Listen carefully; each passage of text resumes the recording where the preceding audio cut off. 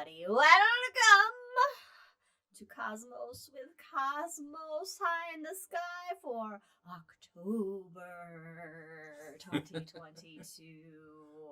I am Vampire Marie Curie. I am Vampire Einstein. And I'm Brandon. Welcome everybody again to another episode of Cosmos with Cosmos, and of course we're going to be doing our spooky drinks. Brandon, what are you drinking? I am drinking a Galactic Calamity. Ooh, that sounds fun. Nice. Right? Isn't that a cool name? It's just like an espresso White Russian. So it's a White Russian with espresso beans, which amplifies the flavor and smell. It's quite nice. Nice. Einstein, what are we drinking? We're drinking a vampire kiss. It's so hard to say with these teeth. A vampire kiss. A vampire kiss. You've had those teeth for how long now? How long have you been dead? You should be used to them. I should be since 1952, 53, something like that. I should be 70 years, you know. 7 years? Yeah, I mean. But so, it has, maybe give it 150 and you'll be all right. Yeah. It has in it has cherry vodka. Mm-hmm. And it has raspberry liqueur. Yeah, cranberry juice. The Chambord one? Yeah. It has cranberry juice, lemon juice, and grenadine. Mm-hmm. And when we do it for actual Halloween, because we're gonna have these drinks as we give candy to the kid, because we're role models. That's what we are. We're gonna have dry ice in it, and so it's going to be having very spook. Yeah, have smoke come out of it. It's gonna be fun. All right. Well, in the meantime, everybody follow us on all the things at Drinking Cosmos on Twitter and Cosmos with Cosmos. Everywhere else. Of course, check out the great art of Katie Davison, Wildixia, on Etsy, Wildixia. And run MrProctorShow.com. And if you're in Jack's neck of the woods, the Rolling Bluffs Planetarium, you can check that out if you're in the Midwest. Now, really quick, Mike is very clearly Vampire Einstein. Who is Liz supposed to be? I already said who I was. I wasn't paying attention. You don't want to do that. Oh my I God. introduced myself as Vampire Marie Curie. I missed. I was reading, but let me just say, today, the 23rd, is the anniversary of her winning her first Nobel Prize. Oh, look at that! Yeah. Did she win when she was alive? Yeah, you have to be alive. That's right. Gotta be alive. Before I died of radiation So poisoning. can vampires win Nobel Prizes then, since they're undead? Hell yeah, we Why can. not? Hell yeah, we could. Yeah. You died. Okay. We get all the awards. Jack says don't use a metal straw with dry ice. Luckily, our straws are glass because these are. They'll probably shatter. Yeah. Oh, that's right. Well, we have plastic ones, I guess. All right, we have some drinking rules. If you hear any dogs barking, take a drink. And if we make any Lord of the Rings or Star Wars references, it is getting hard to talk with these teeth. Take a drink. Yeah, and if you know how to use a slide rule, take a drink. So no one's drinking then. They You might. don't even know how to use the slide rule. I looked it up. I am You still tried to figure confused. it out. I don't know how. We got some moving on slide rules. There were some smart motherfuckers at NASA that Figure got out. us to the moon when he stood this thing. All right, let's get high in the sky, everybody, for October. That's what we're doing. Of course, nighttime sky. Go out at night, look up, see what you can find out there. Use handy app tools that can help you figure out what you're looking at, like Google Sky Maps or whatever, Apple's Star Maps. I don't know what the Apple version is called. Or go to your local planetarium and check out what they're saying, and you can see it then too. Unless you're in Phoenix. Anyway, then go to Mesa. All right, so we have some planets that are hanging out up there in the evening sky. Basically, Mars, Jupiter, and Saturn. Oh my! Oh. Saturn is in Capricorn. Means nothing for your personal life. And another goat that we have. It to is a deal goat. It is a goat. Sea-goat. A sea goat. A sea goat. Does it It's count? a half goat. Does it count? Yeah. Does it count as a goat if it's a sea goat? What? Does it count as a goat? Yeah, because it's got the eyes. It's got and it's got the head, so it's got the mentality. Okay. All right, so Saturn's hanging out in Capricorn. I was gonna say Capricornius for some reason, but Capricorn, a mergoat. I like mergoat. A mergoat. Mergoat. All right. I like that. I don't know why I never thought of that before. Frederico decided to use a slide ruler too. This is my dad's. Anyway, I had to have them ship it to me. Mm-hmm. That's kind of cool, though. All for this costume. All for this bit. Anyway, so Saturn, it's visible through most of the evening, all month. Gotta be careful. Did you lose it? Here. No, we're good. It sets around 1 a.m. later in October, so around where we are now. But you'll be able to spot it in Capricorn. It'll be fairly bright. However, brighter than Saturn in the sky is good old Jupiter. Jupiter, of course, second brightest object next to the moon in the nighttime sky. And it's going to be visible all evening, and it is near the square of Pegasus. Oh, nice. Square. Pegasus is such a square. It's so square. But not a zodiac constellation. Not a zodiac constellation, no. So it's just below it. So Pegasus is a little bit above the ecliptic, the path of the sun across the sky, the plane of our solar system, which all the planets, of course, travel along the ecliptic, all being on the same plane. So it's getting pretty close to Andromeda. No, wait a minute. Andromeda's not a zodiac either. No. All right. Only the zodiac signs are zodiac Only the constellations. zodiac I don't know if anybody's been like, I'm an Andromeda. That'd be cool. And lastly, we also have the god of war, Mars. Named such because it's red, and so ancient people were like, hey, it's covered in blood. Makes sense. Clearly. Makes sense, right? Covered in rot and blood. Covered in scarlet rot. And it's hanging out in the middle of Taurus the bull. Oh, nice. All right. And Taurus can be found by this cluster of stars that looks like the letter V in the sky that is highlighted by a bright orangey red star. Aldebaran is the eye of the bull. And so Mars is in the body of the bull. So look for the next heading towards the eye. Yeah, heading towards the eye. So look for the next brightest red object in Taurus, and aside from Aldebaran. And what about Mercury? Mercury is near and dear to my heart. I used it to prove general relativity. Yeah, Mercury's too low on the horizon. You're really not going to see it. Anyway, there was like a little bit where it came up a little bit higher. We have mountains on our horizon, so it wasn't really visible for us. I should have picked a better planet. But now it's kind of dropping back down in altitude. I should have picked a better planet. It's the closest planet to the sun, and so it doesn't travel far from the sun from our perspective in the sky, basically. So, thanks. I like to stay cozy and warm. Just to get a little, you're hair. You're dead, so I mean, you got to drink more blood to really get those nutrients you need to. I will drink more. Keep your hair.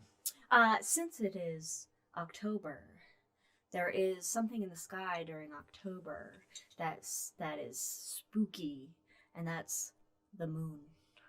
Everybody's scared of the moon. Werewolves. All that shit. To hell with werewolves. Us vampires, we don't get along with those werewolves.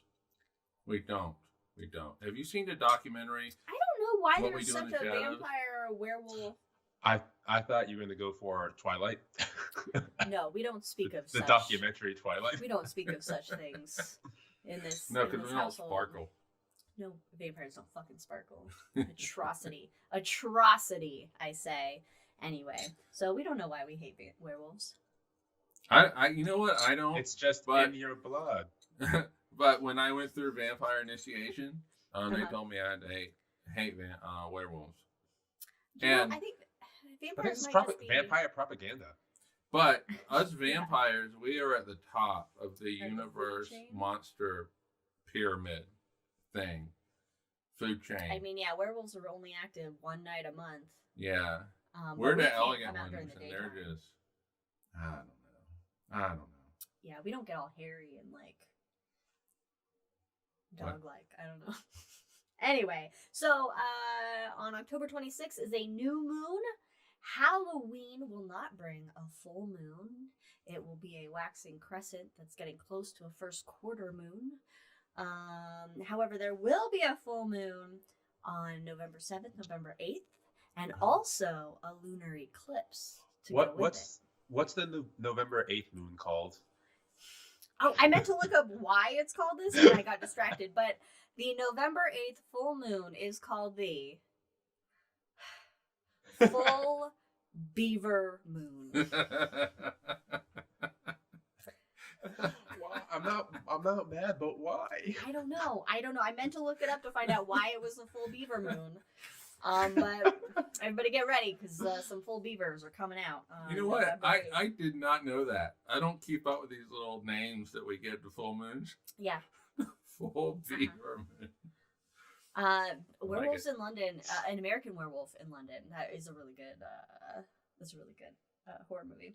So that full moon comes with a lunar eclipse. It will be visible for us here in North America, although if you are in the western side of North America, you will see the full eclipse. If you are in Jack's neck of the woods, which is, why do I always forget what state you live in, Jack? Nebraska?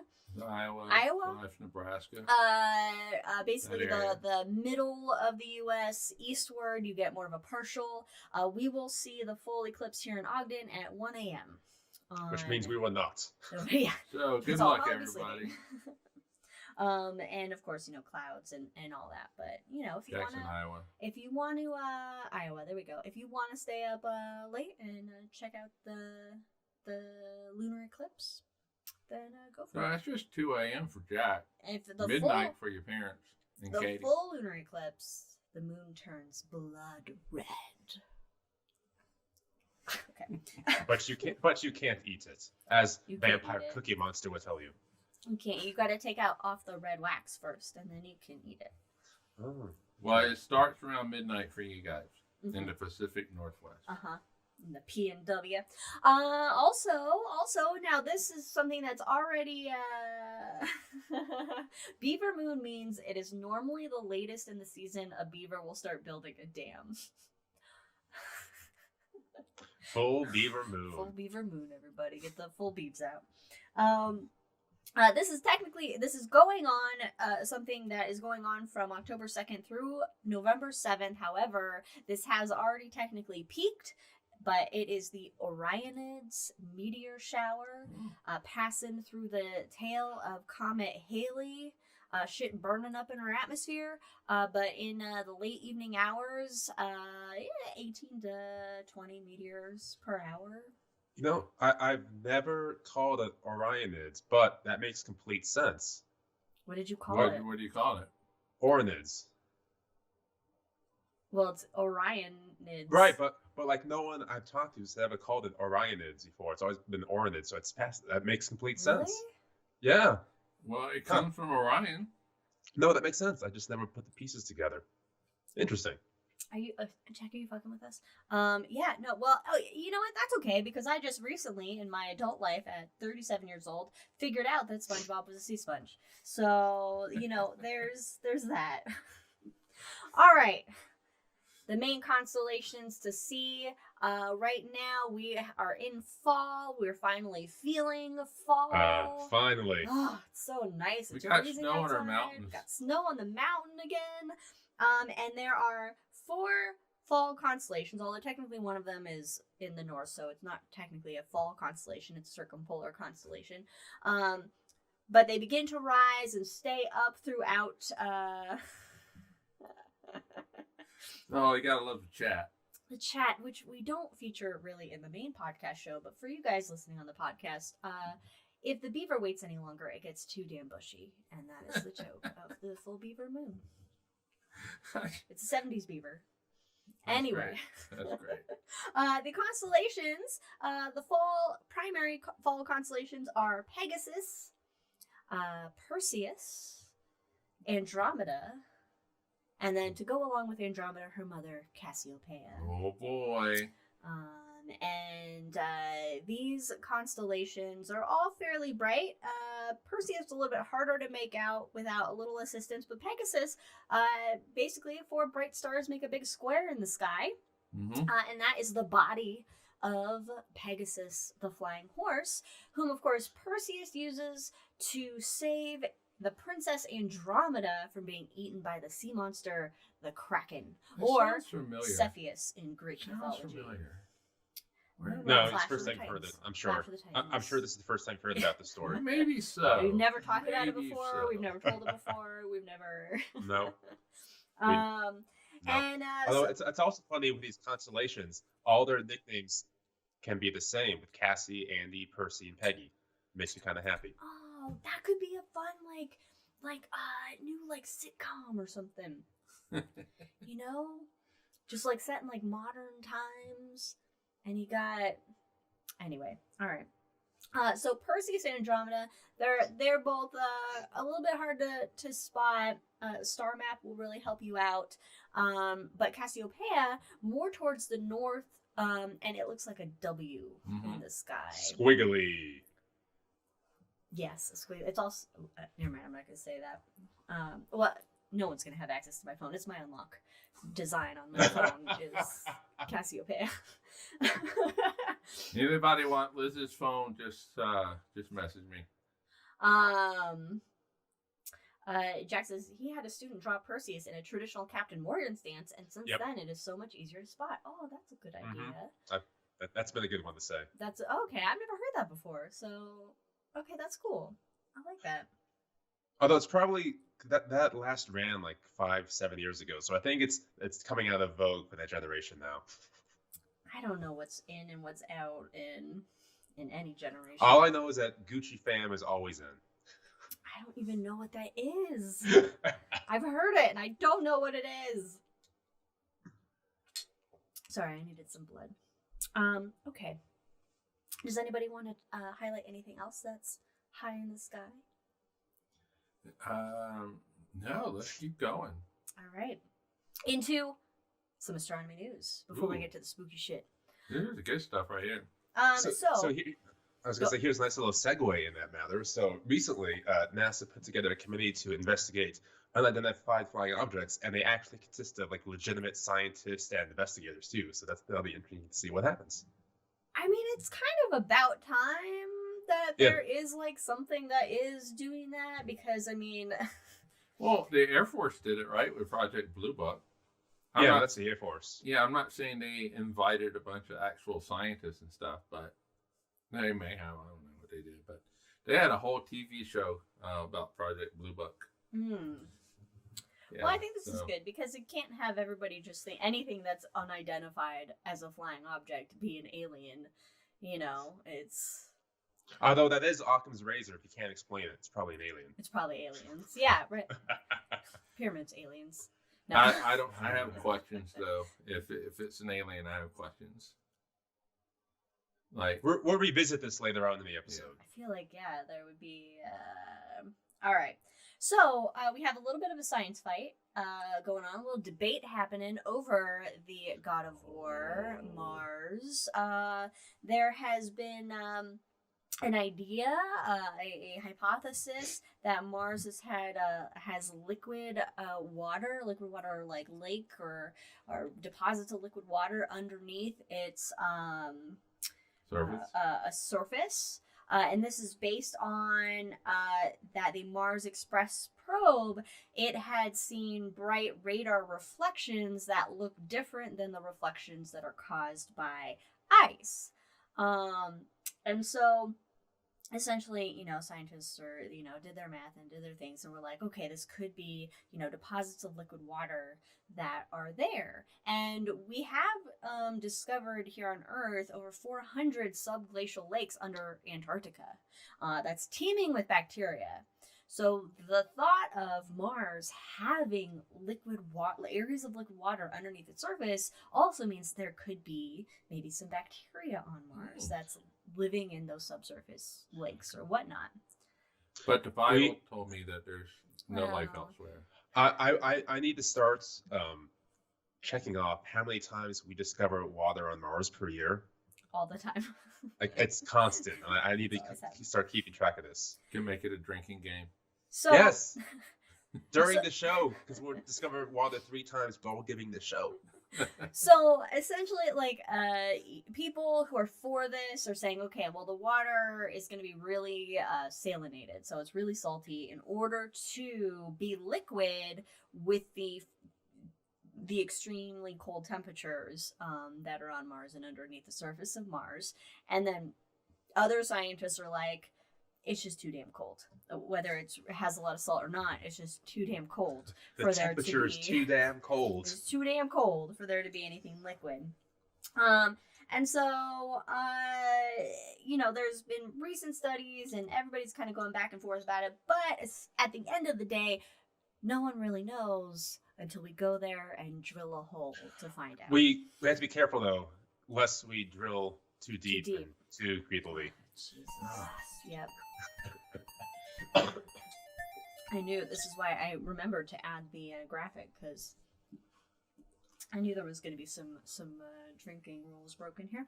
On a different note, more maybe mystical, magical, beautiful note, the James Webb Space Telescope has captured a beautiful image of the pillars of creation. Beautiful under cells. A part of the Eagle Nebula. It really does.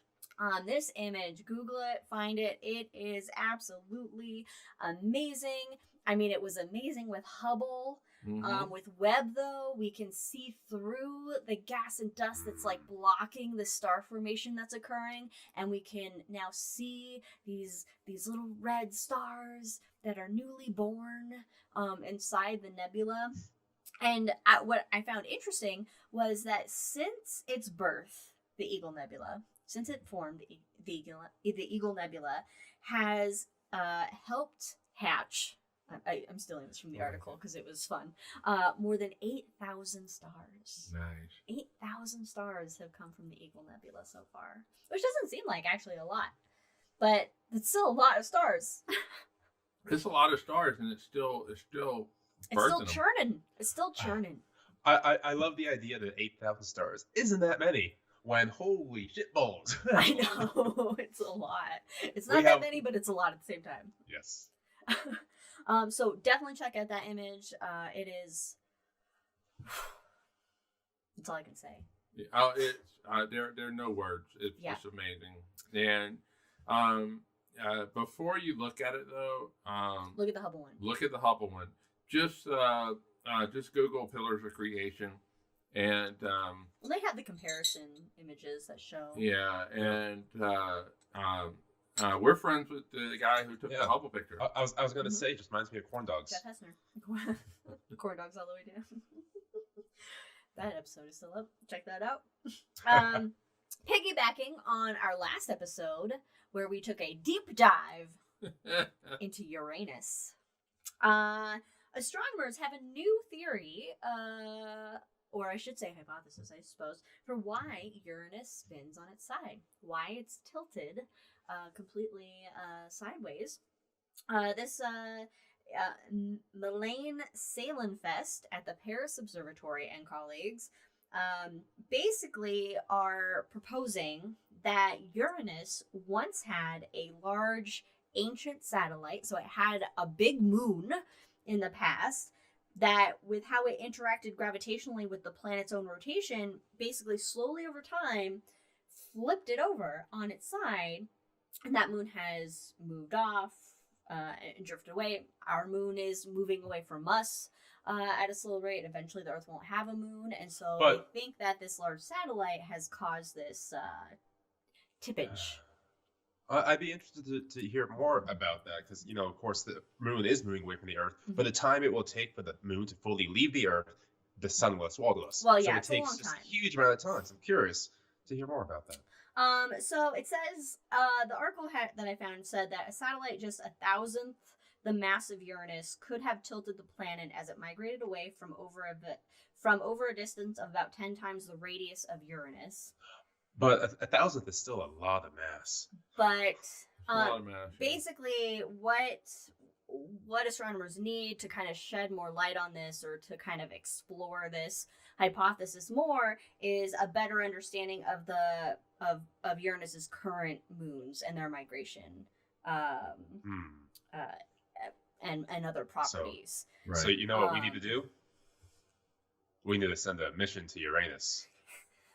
We need to head right into Uranus. I'm just going to stare at the camera Oh, I broke my stair. All right.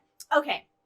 Now, here's a piece of news I almost forgot to include, but it's super cool as a history buff. Super cool. Love it. A lost star catalog. Oh, yeah. I forgot about from Hipparchus has been found. Hipparchus is an ancient Greek astronomer. He did the first catalog of stars, and the majority of his work has been lost to history, essentially. And he had descriptions and coordinates of over 850 naked eye stars in the northern sky. So there are these dudes in Europe that they're these dudes. Peter Williams of Cambridge University and Victor Gissenberg and Emmanuel Zing of the Sorbonne in Paris. They were studying the Codex Clemens. I'm sorry, Federico. Clementi Rescriptus. It's a 9th or 10th century manuscript from the St. Catherine's Monastery on the Sinai Peninsula of Egypt. Currently, the Bible Museum in Washington, D.C. Has this manuscript. And basically what they did was they had looked at this manuscript in different wavelengths of light, like UV. Because what people would do in the past, like scribes, is they would basically scrape off writings in order to reuse parchment. Right. So they'd be like, we don't need this ancient star catalog, for example, and they would scrape it off. I can barely open files on Windows XP. That's impressive. So they wanted to reuse parchment, so they would scrape off old texts, and so using different wavelengths of light, you can actually see those layers of text that had been scraped off. And what they discovered using UV is that there's like an almost indiscernible print of an older text there that basically it provides information on the constellation Corona Borealis, the Northern Crown, and has coordinates that actually line up to the time when Hipparchus was around, because the Earth wobbles on its axis, there's precession, so the stars have changed their positions over time, but the coordinates described here line up to when how Hipparchus would have seen the stars, their locations then, and so it's believed that this is a piece of a long-lost star catalog of Hipparchus, which is super cool. Did you blow your nose before the show, Brandon, like you said? I think you're muted. I was thinking the same thing. I muted myself for a reason. Like, oh God, I messed up. You can always mute yourself. Yeah, and go blow your nose. So I just think this is really cool. And the fact that, first of all, how dare they scrape off shit to reuse parchment? Like, blasphemous. How many layers? Do they say how many layers? I don't know how many layers. It was actually, I think, a couple of layers. It had been reused, I think, a couple of times. But I think that's really neat. And they've done similar things with, like, I know, like, Da Vinci works. They've looked at, haven't they looked at, like, the Mona Lisa under different wavelengths of light? Or there was something where they found, like, an old Da Vinci painting that had been covered up or something had been done to it. But anyway, I think that's really, really cool. All right. So, last bit of astronomy news before we get to some spooky shit.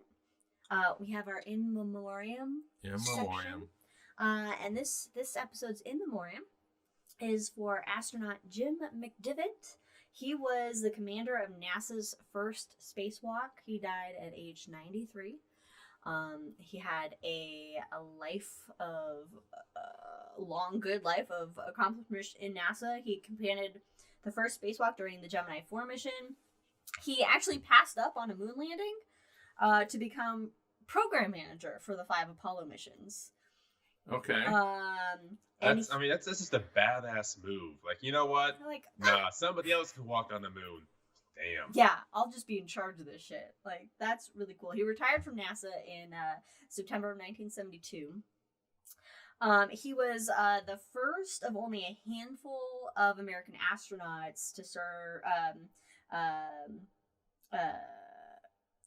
as commander on their very first mission, and so he was asked by the NASA oral historian why he thought this was, and his response, which I show, he sounds like he's kind of a fun guy.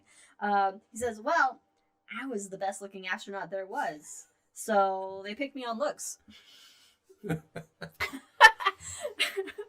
That's just kind of their 60s. He said with a wry smile. So, and interestingly, and I didn't include this in our spooky section, but him and Ed White, Ed White actually did the spacewalk, and it was McDivitt who was the commander and in charge over it. But they both saw a weird object out in space. They saw an unusual UFO. It looked like a beer can with a straw coming out of it that was spinning rapidly.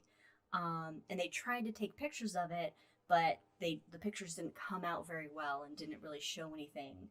But they claim they saw something. This was solved recently, I believe. It was part of I think the second or third stage. It came off a little bit and stayed near the spacecraft. Okay, well. But yes, you're right. It was spooky. Yeah. So they saw something spooky. I'm sorry I ruined your spookiness. It's okay. Speaking of spookies, let's get spooky. All right. Now, it's getting spooky. There are a surprising amount of astronauts that claim to have seen or heard weird things while being out in space. Oh, yeah. From snakes, space snakes, like white ephemeral snakes. Oh, okay. In space, there have been astronauts that have heard knocking on shuttles and things, and they couldn't figure out where the knocking was coming from. There's been astronauts on the moon that have heard, and I think on the shuttles and stuff that have heard like music, and people have explained it as being like radio interference or whatever. But they've heard like weird musical tones. Sirens. Space sirens. So space, I think, is just inherently creepy. It's a vacuum. It's a void. A sound can't travel through it. It's very unknown. It's very deadly. And so it's a lot of inky blackness of nothing because everything is so spread out. And so there's a wide range that the imagination can go through in terms of space and us making it terrifying. Right. So let's start our spookiness with a star, but not just any star. This star is the demon star, Algol. Right. Algol? Algol. Oh, not the former vice president. Not Al Gore. Algol. It's Arabic for head of the ghoul. Oh, you know what it is? So it's Ra's al Ghul, which is from Batman, The Dark Knight. Ra's al Ghul. Liam Neeson's character. Of the ghoul. Head of the ghoul.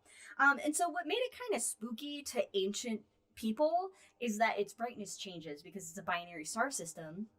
And so as one star eclipses the other, the brightness changes, and it's like a steady we call them variable stars. Yeah, it's a variable star, steady period of change. Isn't it something like over 5 days or something? Yeah, I didn't write down what the actual period was. I think it's like pretty 5 or 6 days. Standard. It is so hard to talk. I'm so glad I'm not talking. It is currently it's in the constellation of Perseus, the brightest star in Perseus. It is the head of it is the eye of Medusa, of which Perseus is carrying the head of. As one does. He's slain Medusa in order to save Cassiopeia to turn the sea monster to stone using Medusa's head. That sort of thing. There's a great documentary called Clash of the Titans. 2 documentaries, actually. They made an updated version. Oh, okay, yeah. Brandon has dibs on our next spooky story, which involves... He can do the next stories. Period. Ophiuchus. All of them. Oh, that Ophiuchus. was Okay. Ophiuchus. So go take it away, Brandon, with that's a Ophiuchus. tricky story though. This is one of the other ones where I'm not sure how to pronounce it. Ophiuchus. It's a good one. So I'm going to go with that. Ophiuchus. I've always said Ophiuchus. I don't know. I say things how they're spelled. So Ophiuchus, according to the Greeks, he was a normal guy, but he was a doctor, a healer, you could say at the time. Okay. And he loved healing his people. You know, you got a cut, you go to Ophiuchus, bandage you up, and solve all his ailments. But like any good doctor, he wanted to constantly solve the next, issue. You know, solve next cancer, solve anything else. But then he figured out, why not just solve death itself? Because that's a brilliant idea. Put myself out of business. Sounds great. We've solved death. Yeah, we did. Yeah. That's right, because you're vampires. Yeah. That makes sense. We can solve it for other people too. So he went down the path of trying to make humans immortal so they would no longer die. But of course, this threatens the well-being of the gods, because you make people immortal. What do people have to fear the gods about? So Zeus said, and threw him up in the sky. And hey, he's a constellation now. So there we go. And an unofficial 13th zodiac. The unofficial 13th constellation, yeah. And in the head of Ophiuchus, you can find Voyager 1. Fun fact. Oh, shit. I didn't know that. Oh, that's cool. Yeah, hell yeah. Oh, okay. That's cool. But that's kind of like almost a happy story. That's not spooky. It's not too spooky, because there are other stories that make him a little more spooky. This comes to the story of Aristostle, son of Troipus, an ancient king of Thessaly. Yes. So I'm sorry. How did you pronounce it? Which one? The first one. All of them. See, I thought by speaking it quickly, no one would question me. No, because it's fun to... Aristostle. All right. All right, anyway. We'll go with that one. That's fine. We'll go with Aristostle. I'm already here. Okay. So, according to this story, Aristostle, he was leading a group of men into a grove of trees that was sacred to the god Demeter. This was Demeter's sacred grove. And he ordered his men to cut down the trees to expand his palace. But the men knew where they were at and said, no, that was a stupid thing to do. We're not going to cut down the trees of the gods. Yeah. So Aristostle himself took his axe and started cutting down these trees. My axe. His palace bigger. And my axe. Take yourself a drink. Bad move, boys. Bad move. So he cut down all the sacred trees by himself. Well, Demeter, of course, watched this shit go down and was like, no, this is some bullshit. So one version of the story, she cursed Aristostle with a great hunger that can never be satisfied. And so during the first feast in his new palace, it was kind of the cursed palace at this point, he ate everything. Turkey legs, goat legs, grapes. I'm sure they had watermelons at that point. I don't know. That's New World fruits. I think that's a New World. I don't know the origins of watermelon. He ate all the things. I was like, damn, I'm still hungry, which is how I feel when Liz cooks barbecue. Like, I still need more food. It's so good. So he sent 12 men out to constantly bring him wine and food, but still he was thirsty and still he was hungry. And the fact the more he ate, the hungrier he became. And finally, he did nothing but eat. He stopped serving his kingdom, stopped being a king, stopped being a dad, a husband, a friend, everything. So his family was forced to tell everyone else that he had gone abroad because he wasn't able to stop eating long enough to see visitors because he was just eating shit. So he ended up going to... Sounds like an American problem. Well, just like an American problem, he ended up going to his parents' house and ate everything there. And so he was eventually kicked out of the house, and he ended up just sitting at a crossroads begging anyone who passed for scraps. And finally, he ended up selling his daughter to slavery. So long story short, the guy ended up eating himself. Yeah, for those of you, the guy had to eat himself to finally feel satiated. All right. I think this one's fun. This is a Chinese story based off a Chinese constellation. Basically, ancient China, they recognize 28 constellations in the night sky. And most of those are named off of like warriors. There's a northern constellation named Zhuwei. that was associated with the story of Poe Cow. Dameron? What? Poe Dameron? Poe Dameron. Poe Cow. Is Zoobird related to Zool? There is only Zool. He's the eldest son. Poe Cow is the eldest son of Wen Wang. And Wen Wang was taken prisoner by a cruel dictator named Chow. And so it was left to Poe to do everything he could to try and free his father. So first he tried to appeal to Chow by providing him with 10 beautiful concubines, as one does. As one does, yeah. Chariots, this a monkey, a magic carpet. A magic carpet. But it doesn't fly. And a magic carpet that would clear the head of any person who sat upon it, which sounds nice, actually. Well, it's kind of nice, yeah. That sounds fabulous. However, one of the concubines ended up taking a liking to Poe. And Poe was like, no, I'm not into you. And she got upset by that. So she decided that she was going to get her revenge by telling very slanderous tales about him. And she accused him and his monkey of conspiring against the king when the monkey committed the unforgivable sin of stealing her candies. Well, that's what they do. It's like the dates with Indiana Jones. Unforgivable sin of stealing her candies. Now, Poe, he talked his way out of it, but the monkey had to die. And he decided to tell the king that, hey, this bitch is lying. She's full of conspiracy. Hey, she is no good. But Tachi was the king's favorite concubine. So that's not going to work out too well for Poe. Poe actually ended up hitting her because he was so mad at her. And so he was basically sentenced to be crucified. And as he died, pieces of his flesh were removed and served to his father, who had to eat them because refusing basically this hospitality of his host would be seen as a sign of contempt and grounds for execution. So Poe did not free his father. His father ended up having to basically eat him, but Poe was canonized and elevated to a place among the stars.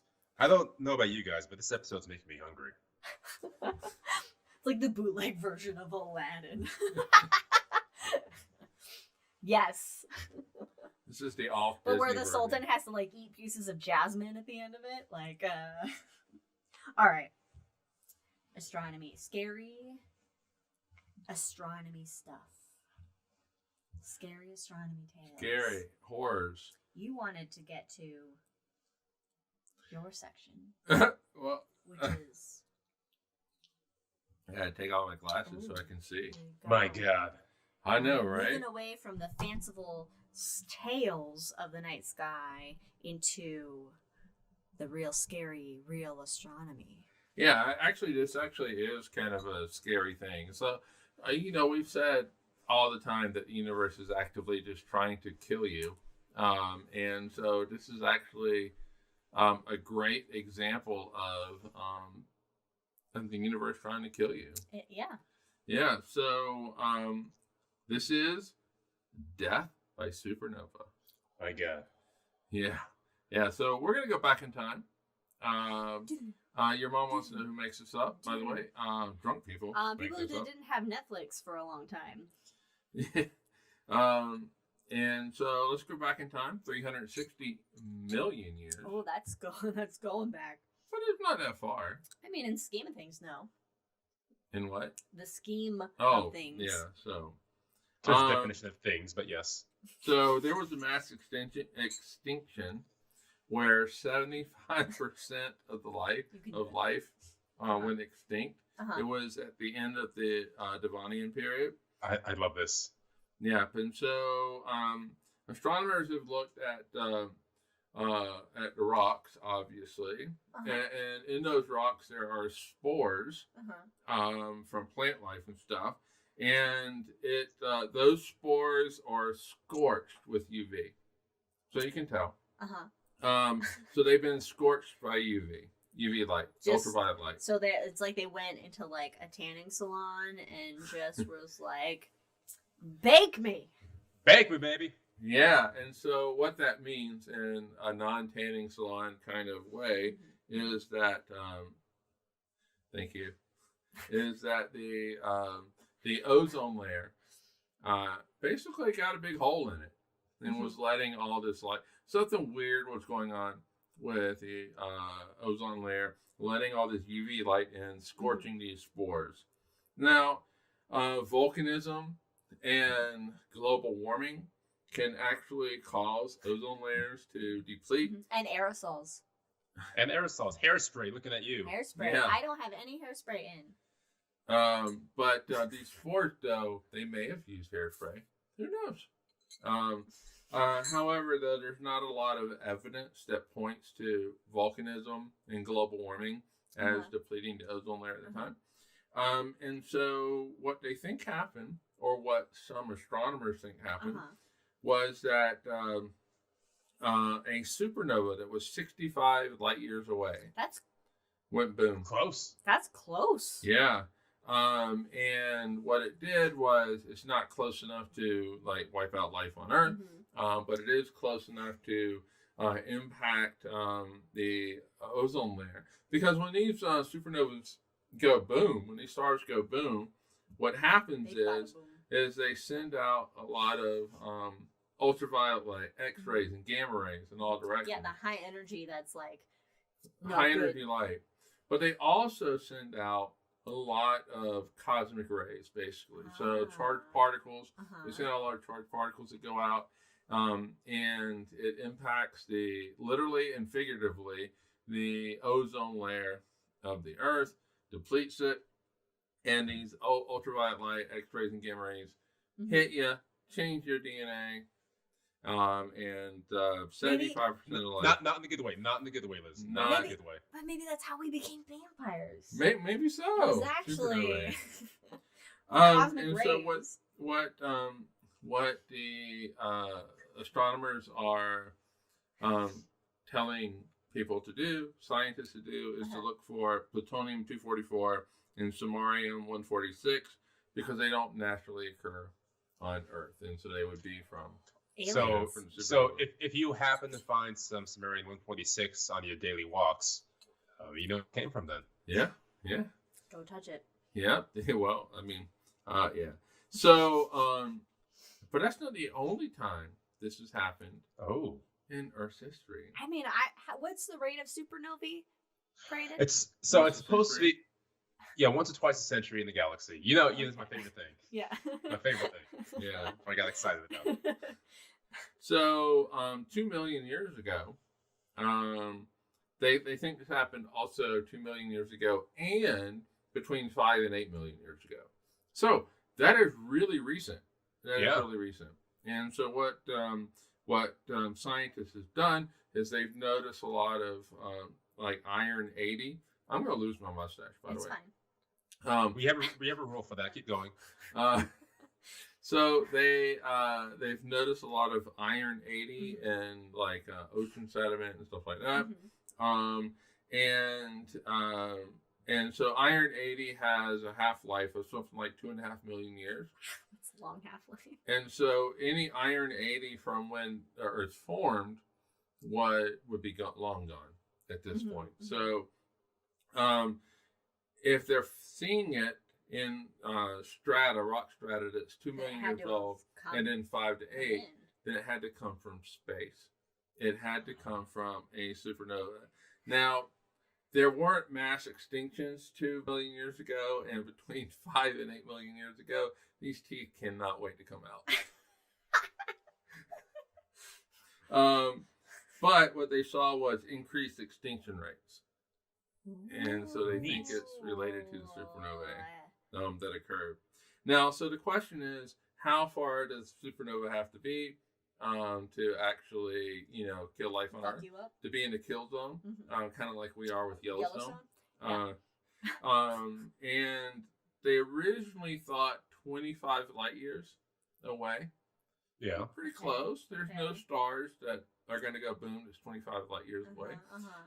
But recent thoughts and recent studies have expanded out to 50 light years. Okay. So we'll just say 50 light years.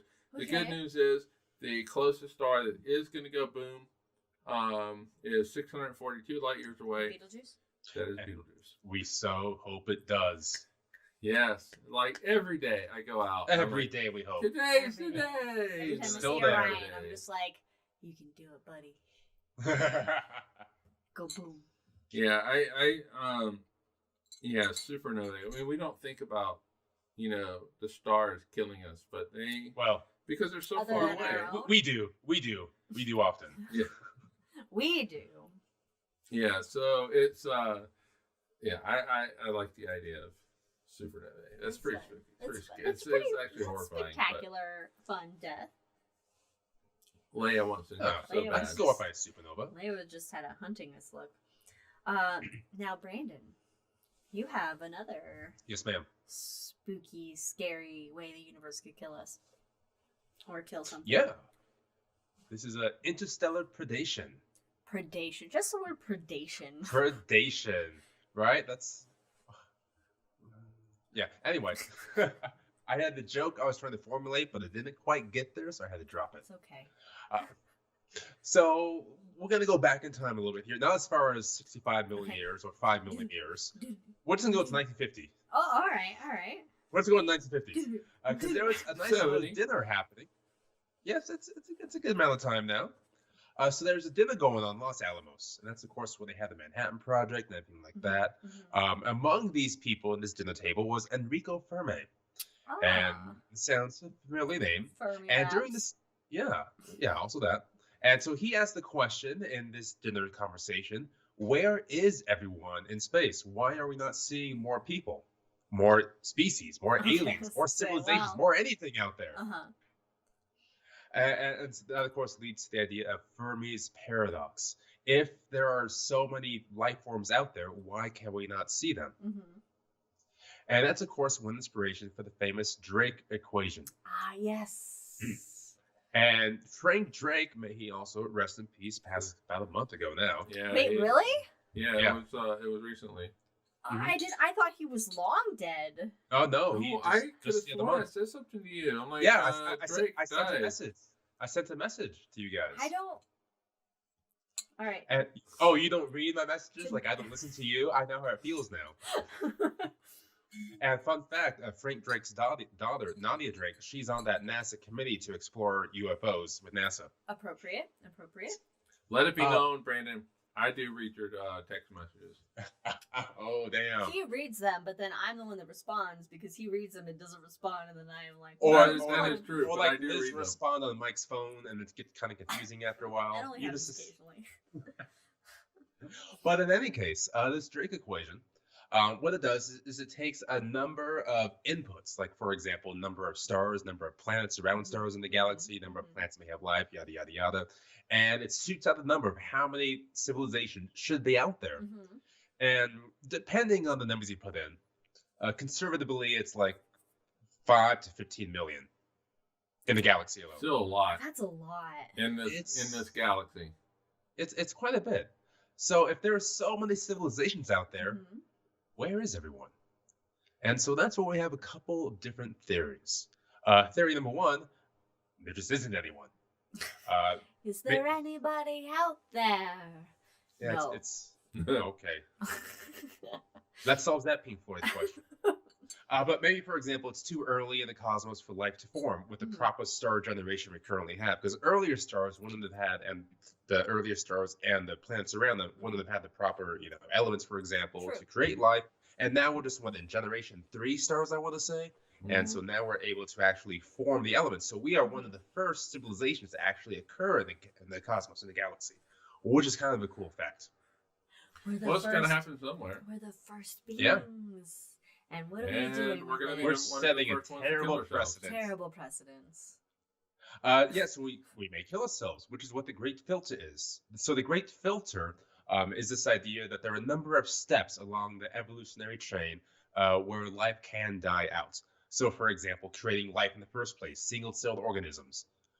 Maybe multi-cellular organisms is a great filter. Maybe creating technology that can kill each other is a great filter. Or creating interstellar travel is a great filter. Global warming. Exactly. That's where we're at right now with nuclear weapons and global warming. We may kill ourselves before we can get to the next filter of interstellar travel, which again may be another filter. Okay. Another theory exists, but they don't contact us for ethical or moral reasons. So it's like a zoo theory that we are kept off in the distance alone because we're not quite ready. We're not ready. They're like, they're not ready. So in my mind, I've called They're not this ready for this jelly. Yeah. So in my mind, I've called this the Federation Conservation, which is the same idea as the oh my God, I forgot the phrase. The Prime Directive. The Prime Directive. Okay. The Prime Directive. That you don't contact civilizations before they are ready. So maybe that's what's going on here as well. Very possible. The other theory is that they exist, but they're so far advanced that they don't consider us anything, and we can't realize what they are. Are we like ants? Yes, we're like ants. And like, what's the point of trying to talk to an ant since they're so stupid? Right. But ants did make air conditioning way before we did, so also true. You know. Now, where interstellar predation comes in is the next theory, is that they exist, but the vast majority are hiding. Ooh. Where are they hiding? In the dryer? Are they hiding in the dryer? With the socks. With the lost socks, yes. The lost socks. This is the lost socks theory. Okay. So the idea here is that there are civilizations abound in the galaxy, but because they are still living, they have learned not to advertise themselves to the galaxy because they understand there is some greater power out there, some greater civilization that can just destroy them, can eat them up. They're isolationists. They're isolationists, yeah. They're like Japan in the 1800s or America before them as well. Yeah. So, yeah, they may be hiding because they understand that neighbors, for example, had advertised themselves, and this other great power came in and extinguished them before they could become a threat to the great power. And this kind of speaks to the idea called a dark forest theory. Ooh.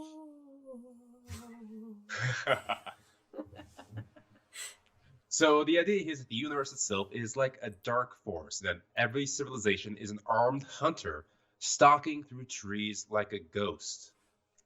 So they are looking through the galaxy because they understand that there are great powers out there. So the moment they see something, whether it's moving, whether it's a threat, whether it's not a threat, whether it's a small chipmunk or a great tiger, they're going to kill it because they do not know its powers. Sounds like America. There's a bear in the woods. So yeah, that's the idea is that other civilizations, they do not advertise themselves because they are afraid of a greater civilization coming in and destroying them. So when we look at the galaxies, we look at all these stars and planets and see nothing. It's not that we see nothing, it's that they're so good at hiding to save their own hides that we don't see them. And here we are like a bunch of nincompoops throwing ourselves out there in the galaxy saying, come and get us. Well, look at our record. Here's what we look like. Right. Here's where we're located. Which even if they are friendly civilizations, they come contact us. Oh no, there's a disease. There's a bacteria that wipes us all out instantly. So it's still better not to reach out than it is to reach out, which is what's one of the things Stephen Hawking was saying before he passed away. And they can say, well, sure, it hasn't happened yet. We've been putting out signals for decades. That's true. But considering the scale of the galaxy, they may have already heard us from when we first put out signals 80 years ago, and they may be on their way right now. Ooh. Or maybe they won't get those signals in 1,000 years, and then they'll come by. Right. But this is our Independence Day, right? As we defeat the aliens. Someone go punch Will Smith in the face. Oh, wow, I never made that connection. Welcome to Earth. Yes. Motherfucker. So yes, that is interstellar predation, is that there's an idea that there's a greater predator out there in the galaxy, which is why our galaxy is so quiet. And maybe the other galaxies may have Star Wars, for example, where they all live together mostly in harmony, or Star Trek, where they have federations, bringing everyone together. But our galaxy has a great predator. Maybe it's the predator. The predator. But is the Predator the Great Predator? Because wasn't the whole isn't Alien technically? But I don't know. I don't know that. No, look, xenomorphs are superior to Predator because even though Predator, because xenomorphs they're basically they're more instinctual. Predator is a little bit more humanity based. So xenomorphs are more terrifying. Anyway. So if we had Xenomorphs versus the Power Rangers, who would win? Xenomorphs, 100%. Oh, Power I so Rangers, disagree. Can't. Right. I know. You know Power Rangers were all looking the I fucking think this egg. is great hangover conversation Yes. at this point. All right. So basically, at the end of the day, the universe and space is terrifying, out to kill you, sights unseen, threats unseen, but beautiful to look at. So Exactly. go outside at night and just look at the night sky. Look for those constellations, look for those stars, look for the planets, and admire the silence of civilizations as they hide from the great predator.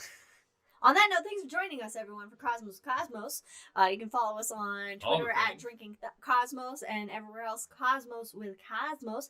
And if you're with us here on YouTube as we record live, join us for the Hangover with Cosmos. Also, check out the Shot with Cosmos. Love the Shot, where we do little shot-sized samplings of fun astronomy topics. But for now, thanks for joining us, and we'll see you next time. Where we're going to talk about antimatter. Antimatter. It's matter, but it's anti. It's the and then after that, we're gonna talk about Uncle Mather. An anti. I get it. I got it. As soon as I said it. Cheers, everybody. We'll see you ya. We'll see you in 2 weeks.